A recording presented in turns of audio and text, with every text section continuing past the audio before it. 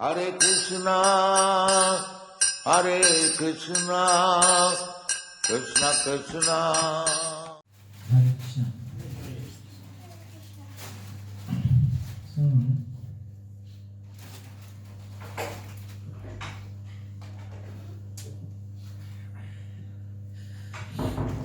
इस तरीके से श्रीमद् भागवतम के 9 स्कंद पूरे हुए। स्वर्ग विसर्ग स्थान पोषण उत्तया मनवंतर कथा 8वें स्कंद में, 9वें स्कंद में ईशान कथा, ठीक है। 10वां स्कंद आश्रय, फिर उसके बाद निरोध और मुक्ति, ठीक है। तो भगवान श्री कृष्ण, जैसे आज 7 दिन हो गया ना, हाँ, तो आप लोगों को बड़ा आभार है कि आपने इतना आशीर्वाद दिया कि 7 दिन कथा कह पाए, और आप लोगों से प्रार्थना है कि अपना आशीर्वाद इस तरह बनाए रखें, क्योंकि जो 10वां स्कंद है कोई योग्यता नहीं है हमारी कि इस पर कुछ चर्चा करें। प्रभु जी और माता जी ने इस मेरे जैसे नव दीक्षित को इस सेवा में नियुक्त किया मेरे शुद्धिकरण के लिए, उनका बड़ा आभार है। हमारे पुनीत प्रभु हर बार की तरह इस बार में मेरे आने जाने का पूरे से ख्याल रखते हैं, उनका बड़ा आभार है। आप लोगों से विनती है, प्रार्थना है, आपके चरणों में प्रणाम है कि आप अपना आशीर्वाद दें कि भगवान श्री कृष्ण के सुंदर चरित्र 10वें स्कंद की कथाओं को कहने का कुछ सामर्थ्य में कर सको। हमारे गुरु महाराज और श्री प्रभुपाद की प्रसन्नता के लिए।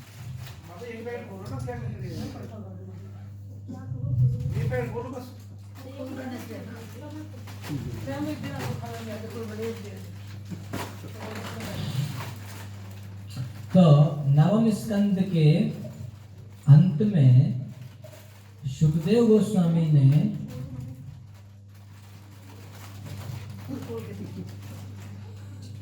मैं खोल देता हूँ।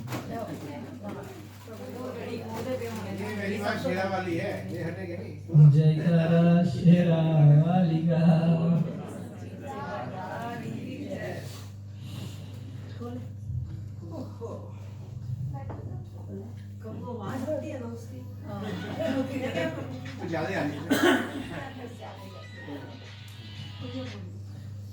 हरे कृष्णा। तो 9वें स्कंद के अंत में श्री सुखदेव गोस्वामी ने भगवान कृष्ण की कथा को बोला, शॉर्ट, बिल्कुल संक्षिप्त। तो महाराजा परीक्षित कहते हैं, महाराजा परीक्षित को लगा कि आगे बोलेंगे, कृष्ण कथा आएगी। कृष्ण कथा तो बहुत शॉर्ट में ही हो गई है ना, बिल्कुल संक्षेप में बोल दिया।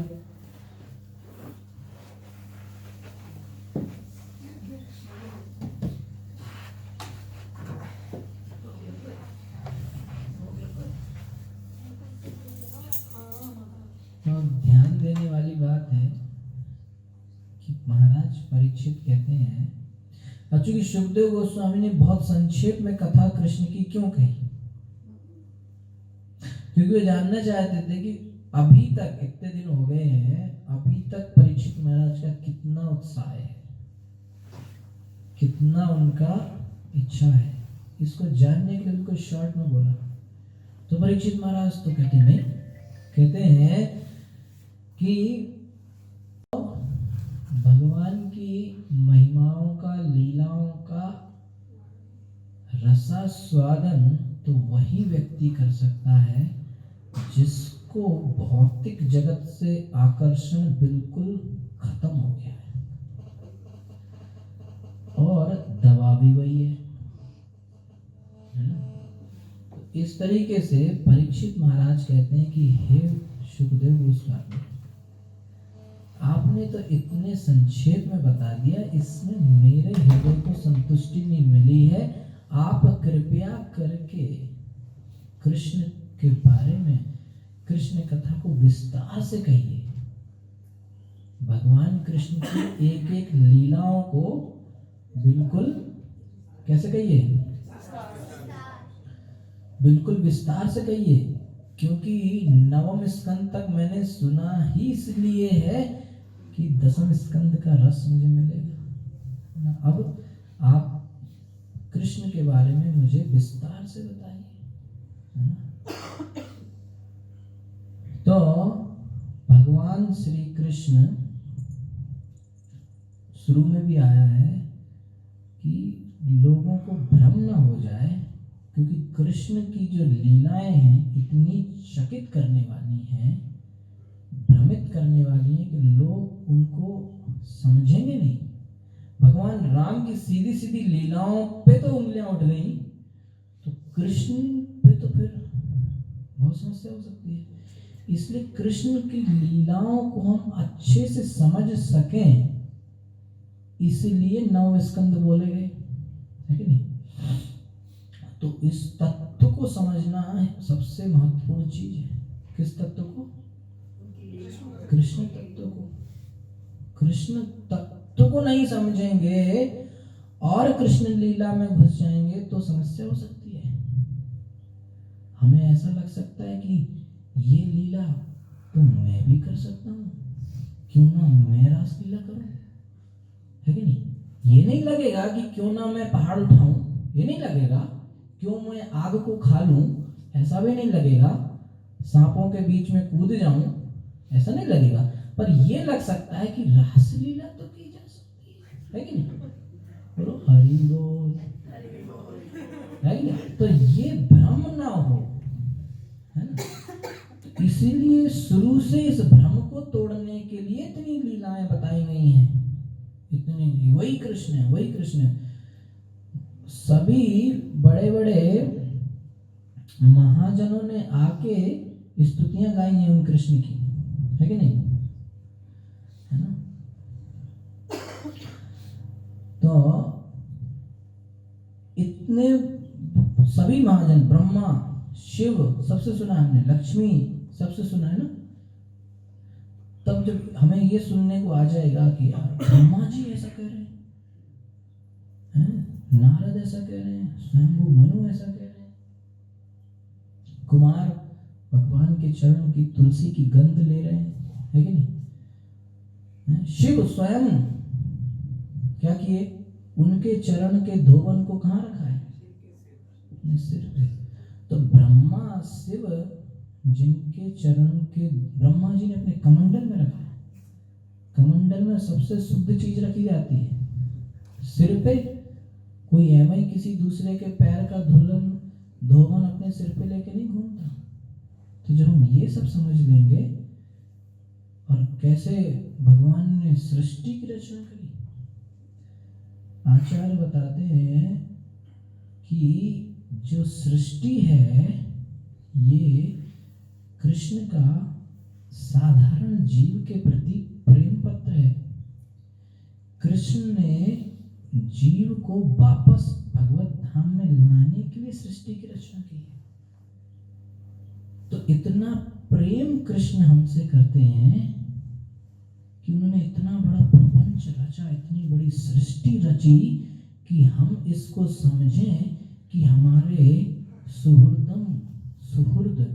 हमारे सबसे बड़े हितैषी कृष्ण हैं और इस संसार में हमें सुख नहीं मिलेगा। इसलिए इतने बड़े बड़े राजाओं की कथा है कि सब भ्रमित हो रहे हैं, लेकिन अंत में सब किसकी शरण ले रहे हैं, कृष्ण की। तो हम इसको समझें और कृष्ण का ये जो सृष्टि का जो लीला है उसको समझें। कहते हैं कृष्ण ने जीव से जो उन्हें प्रेम है, उस प्रेम की वजह से उन्होंने इतना बड़ा किया। जब किसी का लड़का घर छोड़ के भाग जाए तो उस लड़के के प्रेम के वजह से माता पिता बहुत कुछ करते हैं, रिश्तेदार को भेजेंगे, ये करेंगे, वो करेंगे, क्यों, कि हमारा लड़का वापस आ जाए। तो बहुत प्रयास करते हैं और जहां भी वो रहता है वहां जो हो सके वो मदद भी भेजते हैं कि उसको वहां, भले हमसे अलग रह रहा है, हमसे रूठ के गलती से रह रहा है, लेकिन है तो हमारा बेटा, हम उसकी जरूरत की चीजें भेजेंगे। तो कृष्ण भेजते भी हैं और बीच बीच में शिक्षा भी भेजते हैं, है कि नहीं? क्यों? ताकि जीव इसको समझे कि कृष्ण हमसे कितना प्रेम करते हैं और हमारी तरफ वापस आने की चेष्टा करे। जो तू धाए एक पग, मैं धाऊं पग सा। तो जब हम इन सब लीलाओं को समझते हैं तब हमें पता चलता है कि कृष्ण कौन है। इसलिए इतने अवतार आए और सभी अवतारों का स्रोत कौन है? कृष्ण। एते चांस कला पुंसाम कृष्णस्तु भगवान से, है कि नहीं? इतने जो अवतार हैं सब या तो अंश हैं या अवतार हैं या अवतार के अवतार हैं, पर कृष्ण तो स्वयं भगवान हैं। तो ऐसे भगवान कृष्ण की लीलाएं परीक्षित महाराज पूछ रहे। तो कहते हैं एक बार जब धरती पे इतना आतंक हो गया, पाप ही पाप बढ़ गया, तो उस समय भूमि देवी ने ब्रह्मा जी के पास जाके प्रार्थना करी कि मेरे पापों को, जो मुझ पर जो पापी रह रहे हैं, जो इतना पाप का भार बढ़ गया है, इसको अब मैं और सहन नहीं कर सकती, आप कुछ कीजिए। तो ब्रह्मा जी कहते हैं कि मैं इस समय कुछ नहीं कर सकता, शायद शिव कर दे। तो शिव जी के पास गए तो शिव जी भी कहते हैं कि मैं भी इस समय कुछ नहीं कर सकता। हमें किसके पास जाना है? विष्णु के पास। तो जो लोकल जो जगह है विष्णु की, क्षीर सागर, वहां पे जो लोकल ऑफिस है, वहां पे जाके क्षीर सागर के तट पे जाके ब्रह्मा जी ने, शिव जी ने, सारे देवता वहां पहुंच गए और ब्रह्मा जी उनके हेड थे। उन्होंने विष्णु से वार्तालाप किया। कैसे?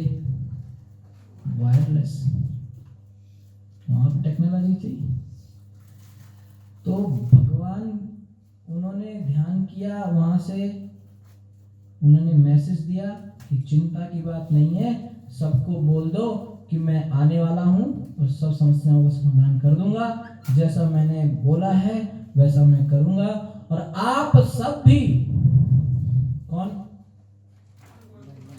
आप सब देवी देवता भी आइए, मेरी लीला में भाग लीजिए, आनंद लीजिए, है कि नहीं? तो सभी लोग आए। ब्रह्मा जी ने वही मैसेज एज इट इज सबको बता दिया कि आप सब, अब वो तो कृष्ण ने बोला था आप सब, उस आप सब में ब्रह्मा जी भी आ गए। लेकिन जब ब्रह्मा जी ने बोला आप सब आओ, तो ब्रह्मा जी अपने आप को भूल गए, है कि नहीं? तो इस वजह से ब्रह्मा जी को बाद में समझ में आया कि यार मुझे भी जाना था। तो फिर ब्रह्मा जी को दुख हुआ कि मैं क्यों नहीं लीला में भाग ले पा रहा हूँ। तो इसके लिए फिर स्पेशल लीला करी गई, जो कि अभी आएगी आगे। तो भगवान ने इस तरीके से देवताओं को बात प्रॉमिस किया कि मैं आऊंगा।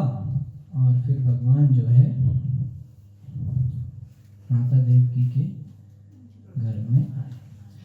तो उस समय एक राजा जो उग्रसेन थे, उनका बेटा कंस, बड़ा खतरनाक राजकुमार था वो। तो यही जो महाराजा यदु की, हमने ययाति के पुत्र यदु, है ना, जिन्होंने ये कह दिया था क्या कि भगवत भक्ति के लिए युवावस्था मांगते तो मैं दे देता, लेकिन इंद्रिय भोग नहीं दूंगा, है कि नहीं?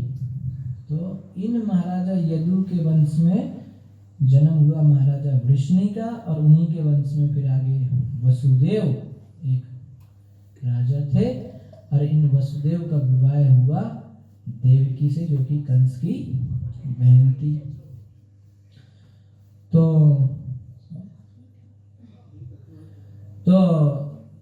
देवकी को जब विवाह हुआ तो कंस की बहन थी। तो कंस ने कहा कि वैसे पालकी में जाना था, विदाई का समय था, व्यक्ति थे, पर कंस ने कहा मैं अपनी बहन को बहुत प्रेम करता हूँ, इसलिए रथ मैं चलाऊंगा, ये मेरा प्रेम है, मैं खुद सारथी बनूंगा, मैं खुद अपनी बहन को विदा करके जाऊंगा।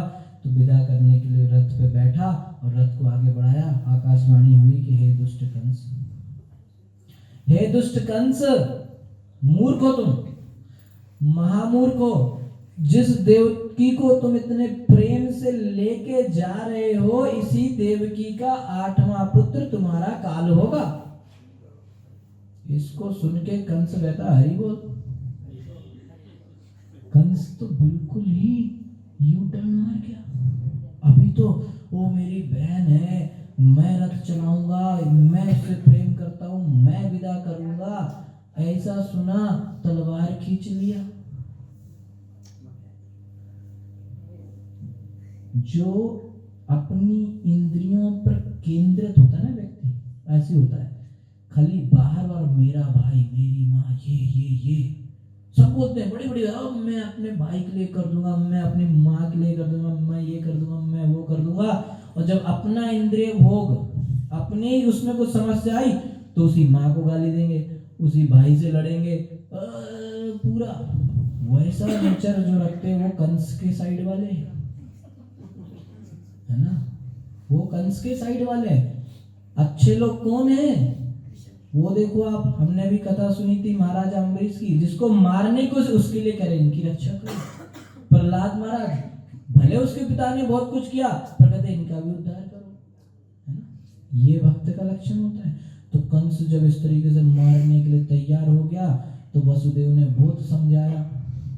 अंत में क्या करते क्या नहीं करते, वसुदेव ने कहा कि भाई इनको मत मारो, इनसे तो कोई कष्ट है नहीं, कष्ट तो इनके पुत्र से है, मैं आपको उनका पुत्र लाके दे दूंगा, तो आप जो है उसको जो करना चाहे करिए। तो कंस ने कहा चलो ठीक है। तो इस तरीके से जो है उनको जेल में डाल दिया। उनका पहला पुत्र आया, उनको दिया कंस को। कंस कहता नहीं 8वें से मेरे को समस्या है ना, आप ये क्यों लेके आए, इसको ले जाओ। तो नारद जी आए।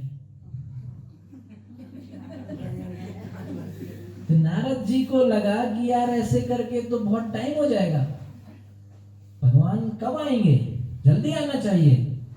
तो नारद जी ने कहा देखो कंस है ना, तो बीच में आपने देखा देवासुर संग्राम में भी नारद जी असुर को जाके बोले अरे तुम्हारे तरफ के सब मर रहे हैं, जाओ, और बढ़ा दिया। तो यहाँ पे आए कहते कंस, मुझे तो लगा तुम बड़े बुद्धिमान हो, क्या बात है। तो उसको इतना कमल का फूल दिखाया है ना, तो ऐसे दिखाया था, गिनो 1 2 3 4 5 6 7 8, ये 8वां। उसको घुमा दिया, अब गिनो, तो दूसरे में 8 आया, फिर घुमा दिया, अब गिनो, बोले 8वां कौन। तो कंस को समझ में बोला तुम जानते नहीं हो कंस, ये है विष्णु, ये कृष्ण है। ये मान लो तुमने गिनती गिनी इससे और मान लो इसने गिनती गिन ली उल्टी ना, मुझे लगा तभी से उल्टी गिनती सिखाने का कॉन्सेप्ट आया। स्कूल में सिखाते हैं ना उल्टी गिनती, नहीं तो क्या जरूरत है उल्टी गिनती। तो कहते कंस मान लो कृष्ण ने उधर से गिन लिया, तो जिसको अभी अभी भेजा ना वही 8वां हुआ ना कि नहीं। यार बात तो सही है, तुम ही मेरे बंधु। तो कंस ने फिर मारना चालू किया, एक के बाद एक सबको मार देता था। देवकी वसुदेव के आंख के सामने उनके पुत्र को पत्थर पे पटक के मार देता था, खतरनाक तरीके से। कंस की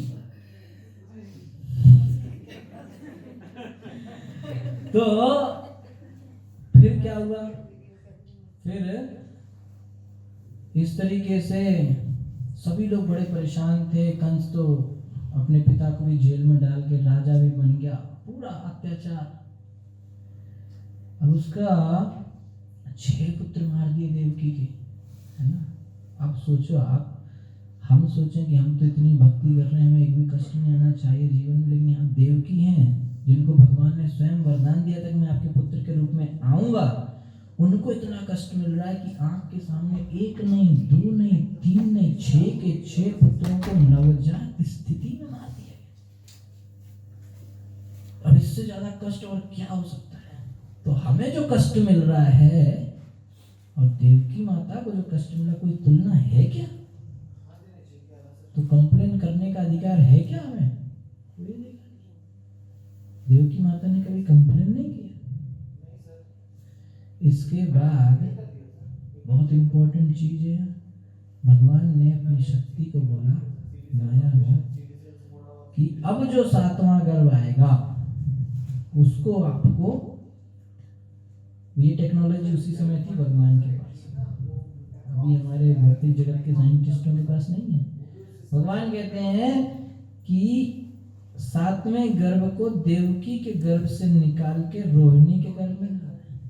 रोहिणी उनकी वसुदेव की दूसरी पत्नी थी, जो डर के मारे उधर रहती थी नंद बाबा के पास, है ना। तो वहां उनके गर्भ में देना है ना। क्योंकि वो, अगर तुम ऐसा करोगी, किसको बोला? दुर्गा या माया को। किसने? कृष्ण ने।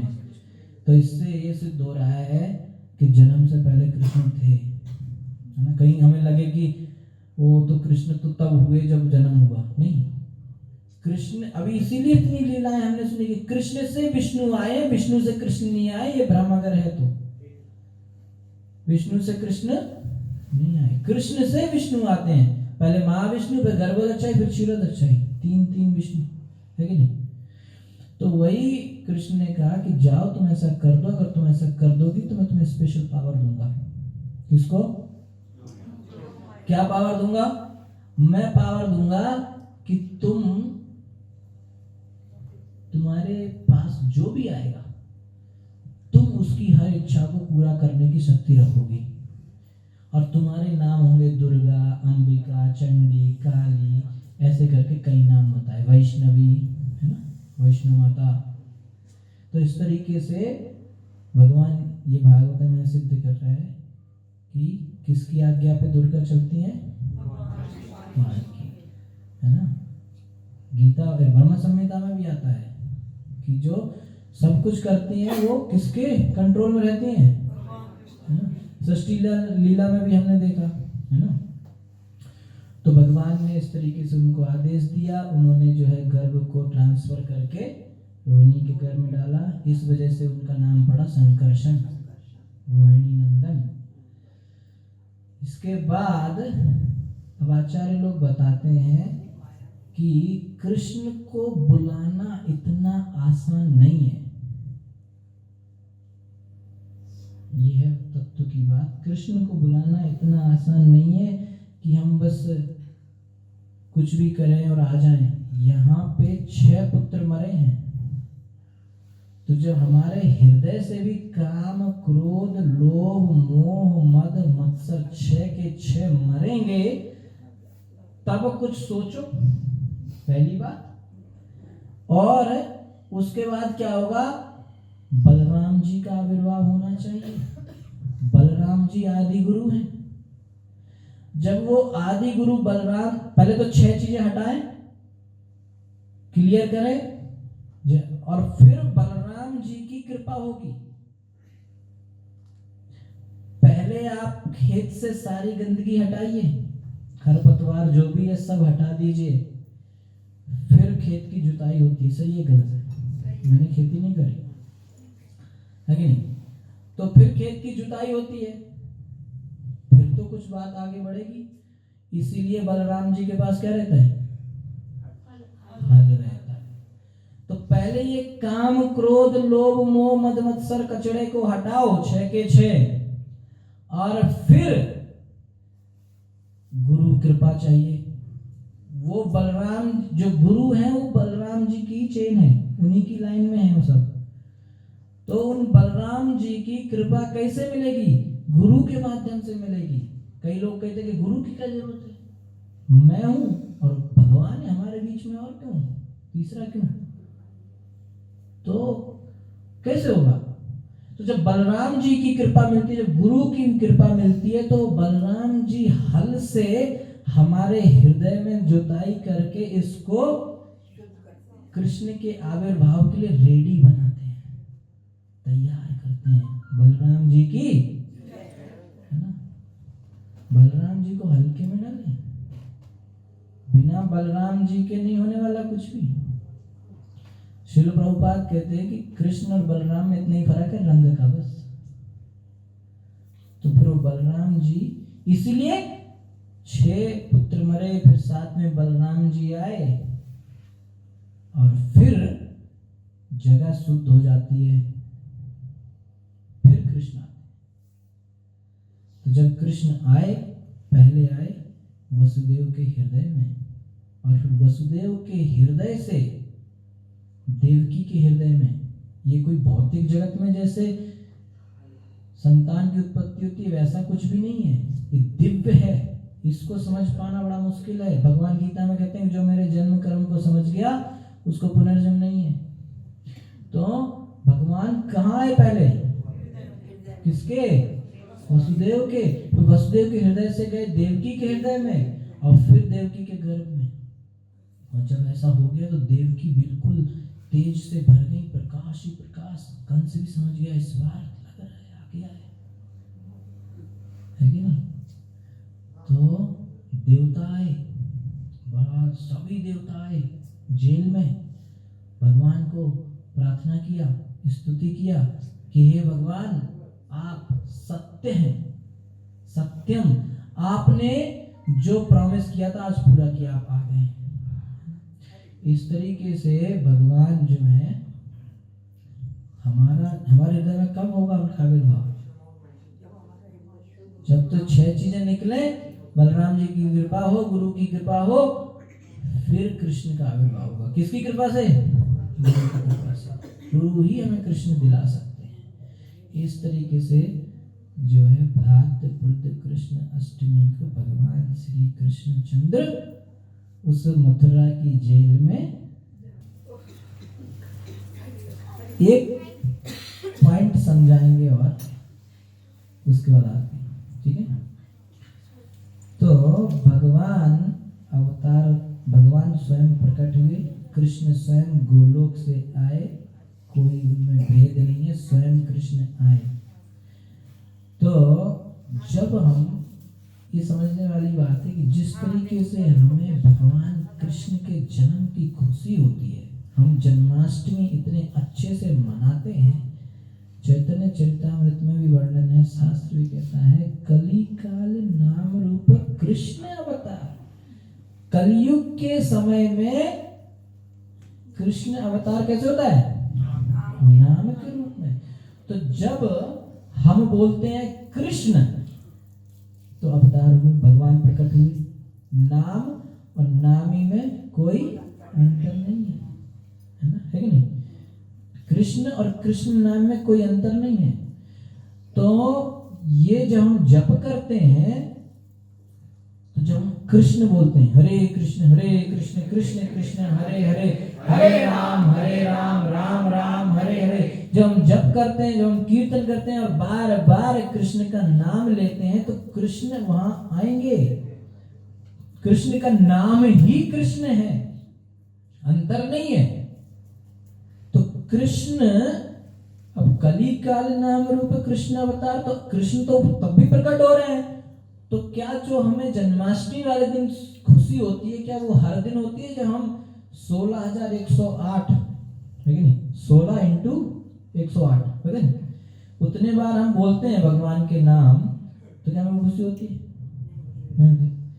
तो हमें इस भेद को मिटाना होगा अपने हृदय से कि नाम और नामी अलग अलग है। जब तक ये भेद रहेगा तब तक हृदय की जो 6 गंदगियां हैं वो हटेंगी नहीं, क्योंकि नाम ही शुद्ध करेगा। छेतो दर्पण मार्जनम, जो हृदय का जो दर्पण का मार्जन, सफाई होगी, वो किससे होगी? हरिनाम से। तो हरिनाम में जो भेद हमारा, ये हमें विश्वास होना चाहिए कि कृष्ण नाम और कृष्ण में कोई फर्क नहीं है। तो जब भी हम कृष्ण बोले सुने, वो जन्माष्टमी ही है हमारे लिए। इस भाव से हम आज से जप करें, यही श्रील प्रभुपाद के चरणों में प्रार्थना करते हुए हम जो है विराम देंगे। और कल जो है कैसे भगवान जो है ब्रज में आए, इसकी चर्चा करेंगे। शिल प्रभुपाद की जय। श्री कृष्ण चंद्र भगवान